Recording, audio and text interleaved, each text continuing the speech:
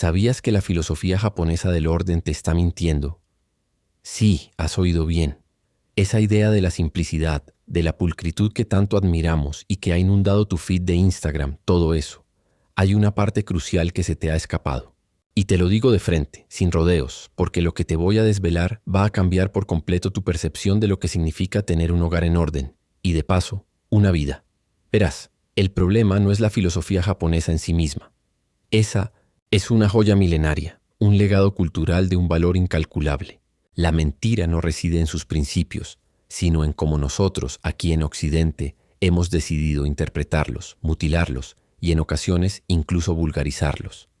Hemos cogido conceptos profundos, casi espirituales, y los hemos convertido en listas de tareas, en retos de deshazte de 10 cosas al día, en la tiranía de la mesa vacía. Te han vendido la idea de que la felicidad se encuentra en un espacio desprovisto de todo, casi aséptico, donde apenas hay objetos que te recuerden que, bueno, vives y existes en él. Piénsalo por un momento. ¿Cuántas veces has intentado aplicar esos métodos de organización tan de moda? ¿Cuántas veces has pasado fines de semana enteros tirando cosas, donando otras y sintiendo una especie de liberación momentánea que, sin embargo, se evapora a las pocas semanas? ¿Y cuántas veces después de todo ese esfuerzo te has sentido un poco vacío, un poco solo en tu propio hogar? Porque eso es precisamente lo que te han vendido. Un hogar vacío, supuestamente feliz. Te han enseñado a deshacerte de lo que no chispea alegría, pero te han enseñado a encontrar la alegría en lo que ya posees. Te han explicado cómo construir un hogar que respire tu esencia, tu historia, en lugar de un showroom impersonal. Porque si te digo que lo que crees saber sobre Marie Kondo y su famoso método es solo la punta del iceberg y que el verdadero secreto para un hogar ordenado no es simplemente tirar cosas, sino algo infinitamente más profundo, ¿me creerías? Sé que es una afirmación fuerte, casi herética para los defensores del minimalismo extremo, pero te pido que te quedes conmigo, que abras tu mente a la posibilidad de que todo lo que te han dicho sobre el orden esté incompleto. Te voy a contar una historia, la de un amigo, llamémosle Javier. Javier era la viva imagen del minimalista moderno. Su apartamento era una oda al espacio vacío, paredes blancas impolutas, un sofá neutro, una única planta en la esquina. Nada de adornos, nada de fotografías personales. Se había deshecho de casi todo siguiendo las directrices de los gurús del orden. Al principio se sentía liberado. Ligero, decía. Pero con el tiempo, esa ligereza se transformó en una extraña sensación de desasosiego. Su casa, su santuario, se sentía más bien como una habitación de hotel de paso. Cuando le visitabas, no encontrabas ni un solo libro que revelara sus pasiones, ni un objeto que contara una historia. Era un espacio sin alma, una burbuja de perfección que sin embargo no le generaba ninguna alegría real. Era el orden por el orden, la simplicidad por la simplicidad, sin un propósito mayor. Y ahí es donde radica la verdadera mentira. La filosofía japonesa del orden, en su esencia más pura, no busca vaciar tu espacio, busca llenarlo de intención. No se trata de eliminar objetos, sino de elegir los objetos que te rodean con una conciencia profunda, con un propósito. Trata de entender que cada pieza en tu hogar tiene un papel, una resonancia, una conexión contigo. Y si no la tiene, entonces sí, tal vez no deba estar allí. Pero esa es una decisión que nace de la reflexión, no de la imposición de una regla genérica. Imagina por un momento una taza de té japonesa. No es solo un recipiente para beber. Es una obra de arte a menudo imperfecta, con una historia que se palpa en su textura, en su forma. Es una pieza que se elige con cuidado, se usa con respeto y se guarda con aprecio. No acumulan 500 tazas, eligen unas pocas, y esas pocas son un tesoro. La diferencia es sutil pero abismal. Nosotros acumulamos y luego nos sentimos obligados a tirar. Ellos eligen con sabiduría y gratitud, y por eso la necesidad de tirar, de deshacerse, rara vez surge. Piensa en los jardines zen. Son espacios de orden sublime, pero no son vacíos. Están llenos de rocas con significado, de arena rastrillada con patrones que invitan a la meditación. Cada elemento tiene una razón de ser, una ubicación intencionada. No hay nada extra en ellos, pero tampoco hay nada que falte. Y eso, amigo mío, es la clave. La mentira no es el orden japonés, sino la idea de que ese orden se logra mediante la negación, la privación y la eliminación sin conciencia. Lo que te han vendido es una especie de dieta extrema para tu hogar, donde te deshaces de calorías sin pensar en la nutrición. Y así como una dieta extrema puede dejarte demacrado y sin energía, un hogar ordenado bajo esas premisas puede dejarte con un espacio sin vida, sin personalidad y, lo que es peor, sin la auténtica paz que buscabas. La pregunta que quiero que te hagas ahora mismo y que te acompañe a lo largo de este viaje es: ¿estás realmente buscando un hogar vacío o estás buscando un hogar que te nutra, que te inspire, que te refleje y te dé paz? Porque la respuesta a esa pregunta es la que te guiará hacia el verdadero significado del orden japonés, un significado que va mucho más allá de apilar camisetas o tirar libros viejos. Y te prometo que, al final de este recorrido, entenderás por qué esa mentira que te han contado es el primer paso para descubrir la verdad que transformará no solo tu casa, sino tu forma de vivir. Entendido. Aquí tienes el guión de voz en Million Tons Off para el capítulo 2. El mito del espacio vacío y la verdadera abundancia, con aproximadamente 1000 palabras, manteniendo todas tus indicaciones, incluida la extensión ajustada. Esa mentira de la que te hablaba, la de que el orden japonés busca simplemente vaciar tu casa, se disuelve en el momento en que comprendes que el algo más profundo no es la ausencia de cosas, sino la presencia de intención y propósito en cada objeto que decides tener cerca de ti. No se trata de eliminar lo que te molesta, sino de curar y elegir lo que te eleva. Es una diferencia sutil, sí, pero su impacto en tu vida es gigantesco, créeme. Ahora prepárate para una declaración que sé que te va a chocar. Tener un hogar vacío no significa tener una vida plena. De hecho, te está empobreciendo. Sí, así como lo oyes. Te han vendido la idea de que menos es más, y en muchos aspectos de la vida. Eso es cierto. Pero cuando se trata de tu hogar, tu santuario, el lugar donde recargas energías y donde se teje tu historia, la obsesión por el espacio vacío puede convertirse en una trampa que te roba calidez, identidad y, en última instancia, una parte de tu propia abundancia. Quizás te estás preguntando cómo algo tan limpio y minimalista puede empobrecerte. Déjame explicarte. La búsqueda de la perfección estética, la necesidad de que tu casa parezca sacada de una revista de diseño nórdico o japonés purista, a menudo nos lleva a sacrificar algo fundamental: la funcionalidad, la comodidad y, sobre todo, tu expresión personal. Piensa en una casa donde cada superficie está impecable, donde los estantes están vacíos y las paredes desnudas. A primera vista puede parecer ordenado, incluso zen, pero ¿dónde están los libros que te apasionan, esos que relees una y otra vez y que te hacen sentir conectado con el mundo? ¿Dónde está esa manta heredada de tu abuela que, aunque quizás no sea minimalista, te envuelve en recuerdos y te da calor en las noches frías? ¿Dónde están las fotografías de tus seres queridos, esos rostros que te recuerdan quién eres y de dónde vienes? La obsesión por el minimalismo extremo, tal como se nos ha vendido, ha creado una especie de autocensura estética. Nos hemos convencido de que si un objeto no es necesario en el sentido más estricto, o si no encaja con la paleta de colores neutros, entonces no debe tener lugar en nuestro hogar. Hemos empezado a ver nuestros objetos no como extensiones de nosotros mismos, sino como potenciales enemigos del orden. Es como si te dijeran que para ser feliz debes arrancarte una parte de ti mismo. ¿No te parece una idea brutal, casi violenta, para algo que debería ser un refugio? Te lo voy a poner con un ejemplo que quizás resuene contigo. Imagina a alguien que ama cocinar. Su cocina es su templo, su laboratorio de alquimia personal. Si esta persona se adhiere ciegamente a la idea de que su cocina debe ser vacía para ser ordenada, ¿qué sucede? Empieza a deshacerse de utensilios especializados, de libros de recetas con anotaciones personales, de esos pequeños cacharros que, aunque no se usen a diario, le permiten explorar su pasión. Su cocina se vuelve funcional, sí, pero pierde su alma. Cocinar se convierte en una tarea, no en una alegría. El espacio está ordenado, pero la creatividad y la expresión se han marchado por la puerta de atrás. Es un mito peligroso porque te hace creer que la abundancia se mide en metros cuadrados vacíos, cuando en realidad la verdadera abundancia se encuentra en la riqueza de las conexiones, las experiencias y los objetos que te nutren y te hacen sentir vivo. ¿De verdad crees que una casa sin historia, sin el rastro de tus aficiones, de tus viajes, de tus amores, puede ser un lugar donde florezcas? El minimalismo, en su origen japonés, no es una renuncia a la vida material. Es una celebración de la calidad sobre la cantidad, de la intención sobre el impulso. Es un acto de discernimiento, no de privación.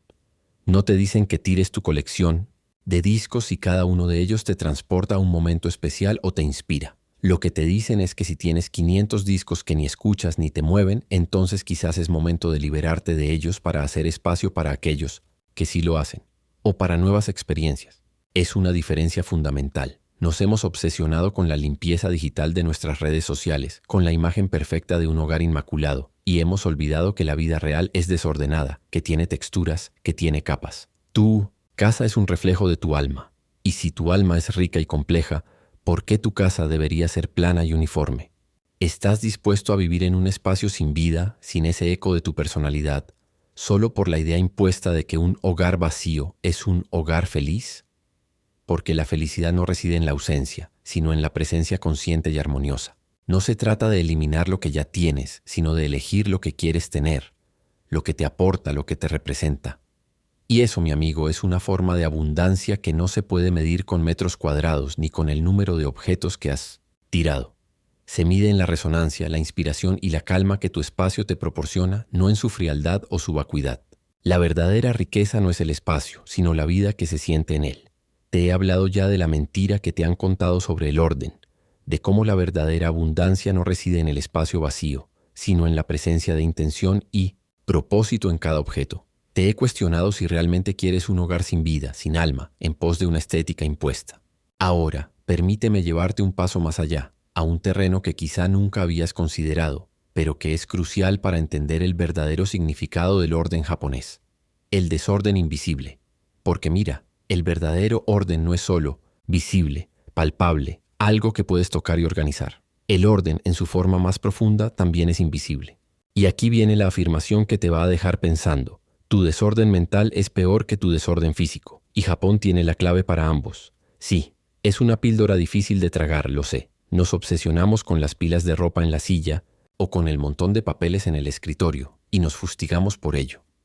Pero ¿qué hay de las pilas de pensamientos sin terminar en tu cabeza? ¿Qué hay de la maraña de preocupaciones que te asaltan cuando intentas dormir? De los 1001 compromisos que asumes, que te roban el tiempo y la energía, pero que no son visibles para los demás? Ese es el desorden que realmente te agota, que te impide avanzar, que silencia tu creatividad y que te roba la paz. La filosofía japonesa, a diferencia de nuestra interpretación occidental del minimalismo, no se limita a la superficie. Va mucho más allá de lo que tus ojos pueden ver. Introduce conceptos como el ma, ese espacio negativo significativo que no es vacío, sino un lienzo para la reflexión, una pausa intencionada. O el wabi-sabi, la belleza de lo imperfecto, lo efímero, lo asimétrico, que celebra la vida tal como es, con sus grietas y sus marcas. Estos conceptos no se aplican solo a la disposición de una flor en un jarrón o a la arquitectura de un jardín. Zen. Se aplican de forma sublime y poderosa a nuestros pensamientos, nuestro tiempo y nuestras relaciones. Piensa en el ma. En nuestra sociedad odiamos el silencio, los huecos en la agenda, los espacios sin rellenar. Llenamos cada segundo con ruido, con tareas, con el teléfono. Pero el ma te enseña que esos espacios, esas pausas, no son vacíos. Son el lugar donde ocurre la verdadera conexión, donde las ideas germinan, donde tu mente puede respirar. ¿Cuántas veces has llenado tu agenda hasta el límite, sintiéndote productivo, solo para terminar agotado y sin haber avanzado realmente en lo que importa? Esa es la tiranía del desorden del tiempo, de la falta de un ma intencionado en tu día. Y el wabi-sabi. ¿Cuánta energía desperdicias intentando alcanzar una perfección inalcanzable? En tu casa, en tu apariencia, en tus proyectos. La obsesión por lo impoluto, por lo sin tacha, nos genera una ansiedad constante. El wabi-sabi te invita a encontrar la belleza en lo que es real, en lo que es auténtico, en la imperfección que te hace humano. ¿Te has permitido alguna vez relajarte y disfrutar de un momento, sin preocuparte por el pequeño desorden que podría haber alrededor o por esa mancha que no sale de la alfombra? Si la respuesta es no, estás experimentando un desorden mental causado por la inflexibilidad y la búsqueda de una perfección que no existe. Ahora te lanzo la pregunta que quiero que resuene en tu cabeza. ¿Has pensado alguna vez que tu incapacidad para concentrarte en el trabajo, esa sensación de estar constantemente abrumado, esa dificultad para tomar decisiones, es un síntoma de un desorden mucho más profundo que el de tu escritorio? Porque es así. Ese desorden invisible, el de tu mente y tu espíritu, es el verdadero obstáculo para una vida plena y ordenada. Y de nuevo, la sabiduría japonesa tiene las respuestas. 1000 disculpas por la confusión. He entendido perfectamente tu instrucción de hacer caso a lo que me pides. Procedo a desarrollar el capítulo 4, la tragedia de la elección y la libertad del desapego, con una extensión de 1500 palabras, tal y como has solicitado, manteniendo todas las demás directrices. La pregunta que te lancé en 1960, el capítulo anterior, esa que te invitaba a reflexionar sobre si tu incapacidad para concentrarte era un síntoma de un desorden más profundo, tiene una respuesta rotunda y quizás incómoda. Sí, el desorden mental afecta directamente tu productividad y bienestar. Es esa nebulosa de decisiones pendientes, de tareas a medio hacer, de preocupaciones no resueltas, la que te roba la energía, la claridad y en última instancia tu paz. Pero ¿sabes qué es lo más irónico? Que gran parte de ese desorden mental, de esa sensación de estar constantemente abrumado, nace de un lugar que en teoría debería darnos seguridad: la acumulación. Aquí es donde entra una de las verdades más crudas y a la vez liberadoras de este viaje. Acumular no te hace más rico, te está robando tu libertad. Lo sé, suena contraintuitivo en un mundo donde se nos bombardea con mensajes de cuanto más tengas, mejor serás. Pero piensa en ello. ¿Cuántas cosas posees que te generan más estrés que alegría? ¿Cuántos tesoros se han convertido en cadenas invisibles que te atan al pasado, al futuro incierto, o simplemente a la necesidad de gestionarlos? Permíteme contarte la historia de Laura. Laura era una coleccionista apasionada, no de arte o antigüedades, sino de oportunidades. Cada oferta, cada descuento, cada por si acaso lo necesito, se convertía en una nueva adquisición. Su casa, lejos de ser un santuario, se había transformado en un almacén personal. Había pilas de ropa con etiquetas, porque algún día la usaría. Cajas llenas de artilugios de cocina que había comprado por impulso, pero que nunca había estrenado. Libros que empezaba y no terminaba. Su armario reventaba, pero cada mañana sentía que no tenía nada que ponerse. Su mente, reflejo de su espacio, estaba igual de abarrotada. 1000 proyectos sin iniciar, promesas a sí misma que nunca cumplía, un constante bucle de debería hacer esto y tendría que ocuparme de aquello. El problema no era la falta de espacio físico, sino la tragedia de la elección. Cuando tienes demasiado de todo, la simple decisión de qué ponerte, qué leer, qué preparar para cenar, se convierte en un laberinto agotador. La energía que podrías estar dedicando a crear, a conectar, a vivir, se disipa en la gestión de tus posesiones. Y esto no se limita a los objetos. Pasa con los compromisos sociales que no quieres tener pero que deberías aceptar, con las suscripciones digitales que no usas pero que te da pereza cancelar, con las ideas que rondan tu cabeza pero que nunca aterrizan. La acumulación excesiva, tanto de objetos como de compromisos y preocupaciones, nos ata, nos ahoga y limita drásticamente nuestra capacidad de decisión, nos paraliza. La filosofía japonesa, sin embargo, nos ofrece un camino hacia una profunda liberación a través del desapego. No se trata de despojarse de todo por despojarse, sino de cultivar la gratitud y la despedida consciente de los objetos. Es una danza sutil que se encarna en el concepto de Dansha-ri, Duan-sheli.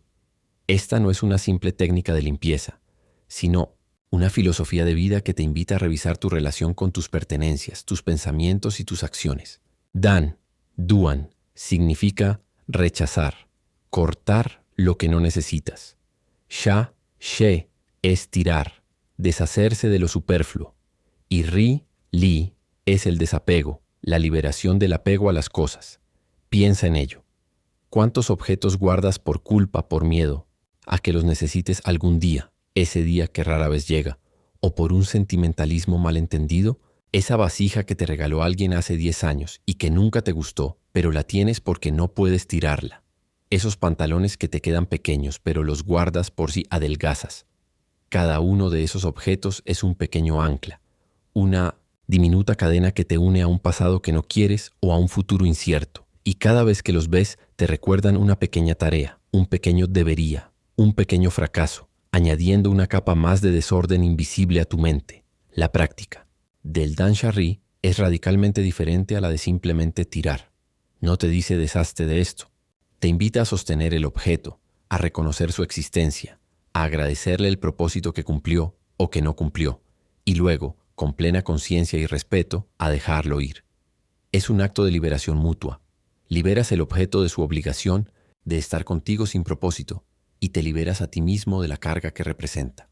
Es un proceso que te empodera, te devuelve el control sobre tu entorno, sí, pero lo más importante, te devuelve el control sobre tu mente.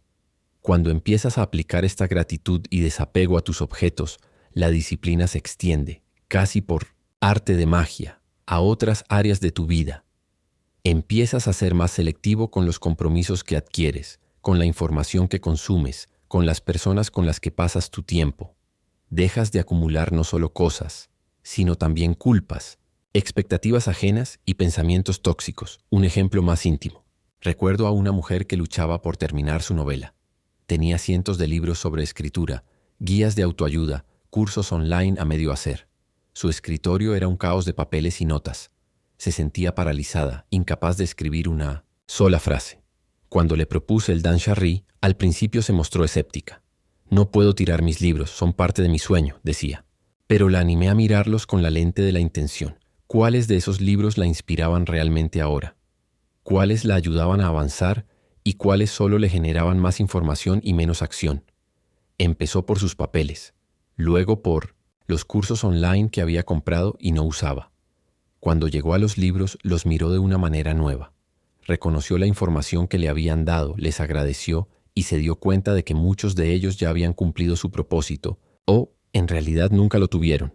Liberó espacio en su estantería y milagrosamente su mente también se despejó. Dejó de sentirse abrumada por la cantidad de conocimiento que debía absorber y pudo por fin sentarse a escribir. La tragedia de la elección se disipa cuando reduces tus opciones a lo esencial, a lo que verdaderamente resuena contigo. La libertad del desapego no es pobreza, es la riqueza de la claridad, de la agilidad mental, de la capacidad de moverte por la vida sin el peso de lo superfluo. Cuando te liberas de lo que no necesitas, dejas espacio para lo que verdaderamente importa, para las nuevas experiencias, para la creatividad, para la calma. Y esto me lleva a la pregunta crucial que quiero que te hagas ahora, una pregunta que te perseguirá hasta que encuentres tu propia respuesta.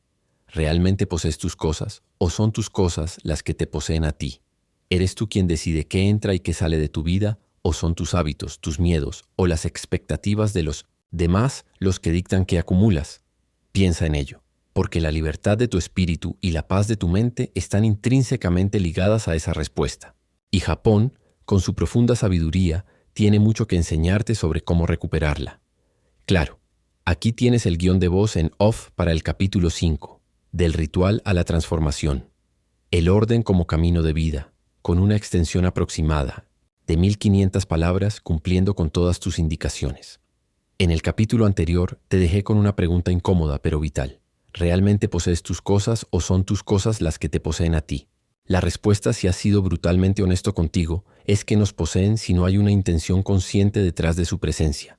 Esas cadenas invisibles, esos objetos que guardas por inercia, por miedo o por la falsa idea de que representan algo que ya no eres, son los verdaderos dueños de tu espacio y, en última instancia, de tu tranquilidad mental. Te roban la libertad que crees que te dan. Ahora prepárate para un giro radical en tu percepción de lo que significa ordenar. Porque la afirmación que estoy a punto de hacerte va a desafiar todo lo que te han enseñado sobre las tareas domésticas. El orden no es una tarea, es una meditación que transforma tu vida. Lo sé, lo sé. Meditar mientras limpias el polvo, encontrar la iluminación doblando calcetines, suena a locura, ¿verdad?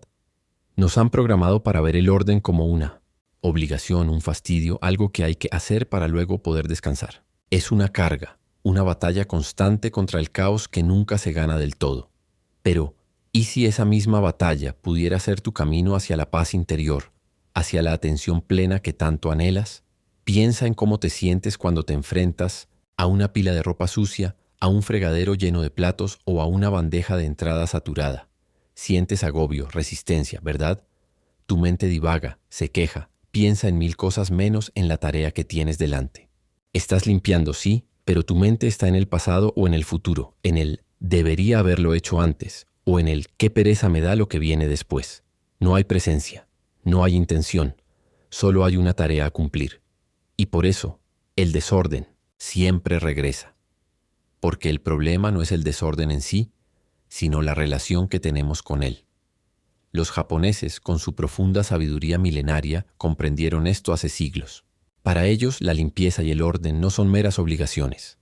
Son rituales sagrados, prácticas de atención plena que cultivan la disciplina, la gratitud y la conexión con el entorno. No ven el orden como un objetivo final que alcanzar, sino como un proceso continuo, un camino de vida. Es un recordatorio diario de que somos parte de un sistema y que nuestra contribución a ese sistema es mantenerlo en armonía. Déjame contarte sobre el O-Soji. No es solo una gran limpieza de fin de año como la que podríamos hacer nosotros. Es un ritual profundo, casi espiritual, donde cada persona de una comunidad o de una empresa, desde el director hasta el empleado más joven, participa en la limpieza a fondo de su entorno. No hay nadie exento. Es un acto de purificación, de renovación, de agradecimiento por el espacio que les sirve. No hay quejas, no hay resoplidos. Hay un propósito común y una profunda sensación de conexión. ¿Te imaginas a tu jefe o al CEO de tu empresa fregando los baños contigo? En Japón, en muchas esferas, eso es algo común, un acto que refuerza la humildad y el respeto por el espacio compartido. Y no solo en los espacios de trabajo. Piensa en las escuelas japonesas. Los estudiantes desde muy pequeños son los encargados de limpiar sus aulas, sus pasillos, incluso los baños. No hay personal de limpieza para estas tareas diarias. Es su responsabilidad. Esto les inculca desde una edad temprana no solo el valor del orden, sino también la gratitud por su entorno y la responsabilidad de mantenerlo. Aprenden que el lugar donde aprenden, donde conviven, es un espacio que les pertenece y que deben cuidar con respeto. Es una educación no solo académica, sino cívica y espiritual. ¿Crees que un niño que limpia su propio aula la ensuciarás con la misma ligereza que uno al que siempre se le limpia todo? La respuesta es obvia. Aquí es donde entra la polémica.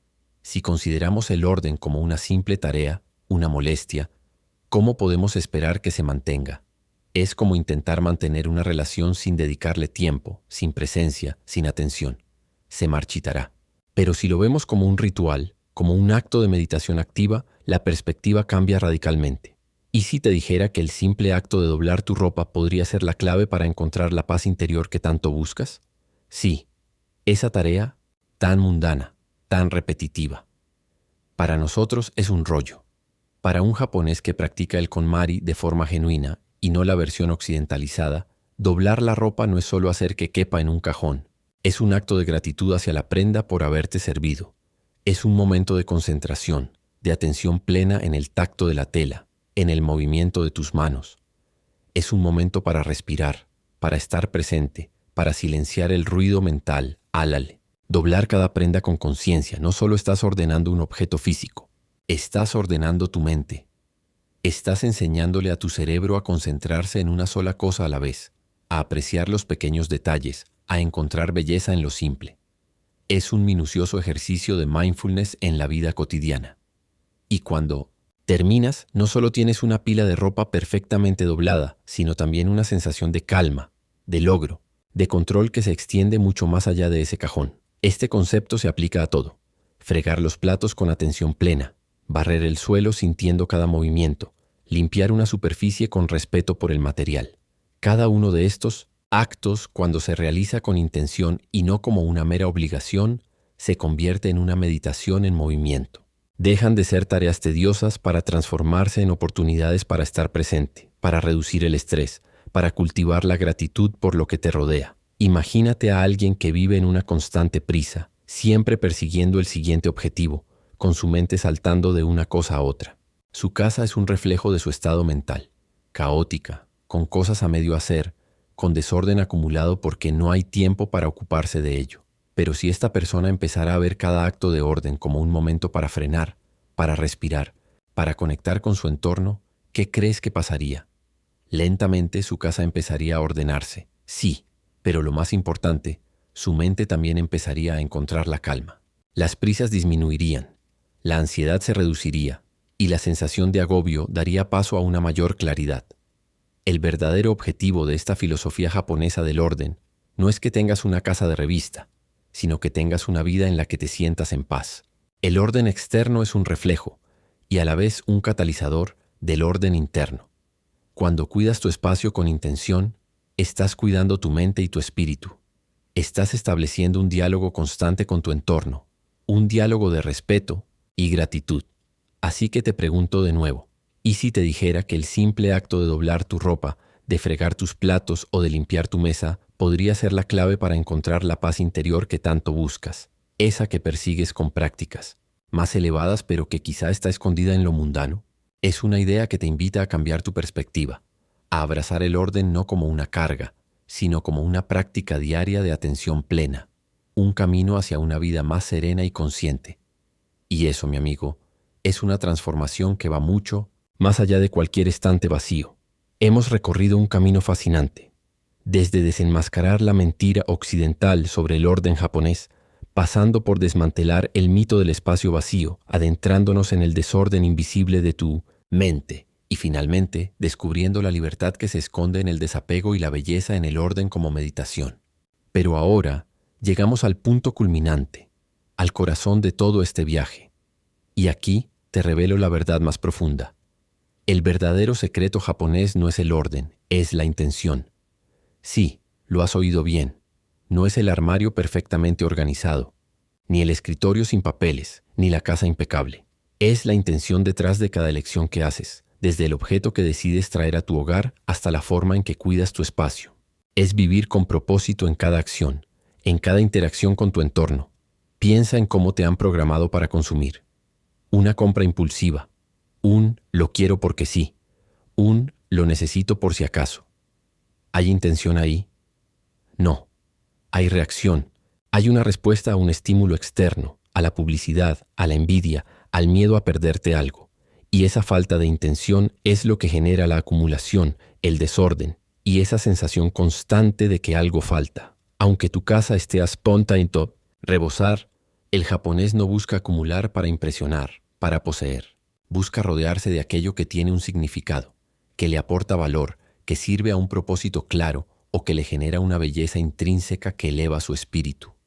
Cada objeto es un invitado en su hogar, elegido con respeto y gratitud. No es una posesión inerte, es una parte viva de su entorno. Déjame contarte una historia, una que ilustra la profundidad de esta intención. En Japón existe el arte del kintsugi, la reparación de objetos de cerámica rotos con laca de oro. Cuando una pieza se rompe, no se tira. Se celebra su fractura, se la ve como parte de su historia y se la repara de una manera que resalta esas cicatrices con oro. El objeto no solo recupera su funcionalidad, sino que se vuelve más bello, más valioso precisamente por haber estado roto y haber sido restaurado.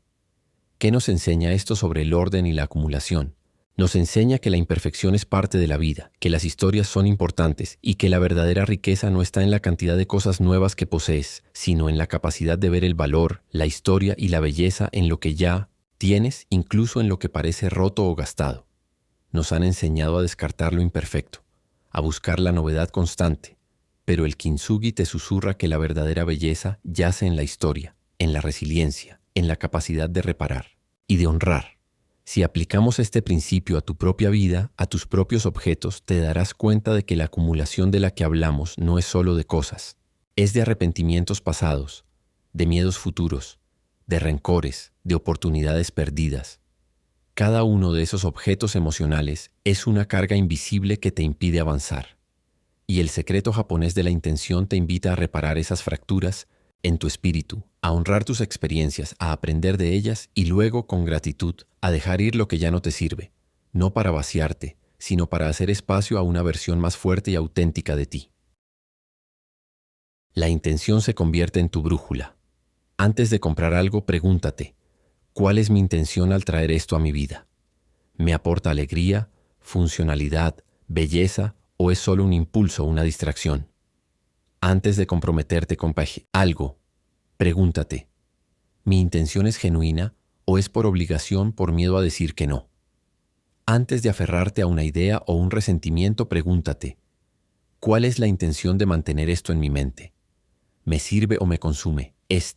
Cambio de perspectiva es un cambio de vida. Cuando vives con intención, tu casa se convierte en un reflejo de tu alma, un espacio curado con propósito, donde cada objeto tiene un porqué. No hay nada extra porque cada cosa ha sido elegida con conciencia, y en ese espacio la paz y la claridad florecen de forma natural. No se trata de deshacerte de todo y vivir como un monje. Se trata de ser el guardián consciente de tu propio espacio y de tu propia mente, de elegir qué semillas plantas en tu jardín y de cuidar esas plantas con amor y atención. Así que, después de todo este viaje, te hago la pregunta final, la que te impulsará a la acción, a la transformación. ¿Estás listo para dejar de acumular objetos sin propósito y empezar a acumular una vida con propósito? Porque esa es la verdadera riqueza que Japón nos enseña. No es la estética minimalista, sino la profundidad de la intención que se infunde en cada acto, en cada objeto, en cada momento. Es un llamado a vivir con más conciencia, a elegir la calidad sobre la cantidad, la presencia sobre la distracción y la libertad sobre la carga. Te invito a que a partir de hoy observes tu entorno con ojos nuevos. Mira tus objetos, tus compromisos, tus pensamientos. Siente su peso, su energía, y pregúntate, ¿hay intención detrás de esto? Si la respuesta es sí, honra su presencia. Si la respuesta es no, agradece su existencia y con gratitud déjalo ir. No por obligación, sino por liberación. Comparte en los comentarios tu mayor aprendizaje de este video, o ese objeto que te has dado cuenta que te estaba poseyendo más de lo que tú lo poseías a él. Tu experiencia puede inspirar a otros a empezar su propio camino hacia una vida más intencionada. Y si este mensaje ha resonado contigo, suscríbete para no perderte más reflexiones que te ayudarán a construir una vida y un hogar llenos de propósito. El verdadero orden, el que transforma, te espera.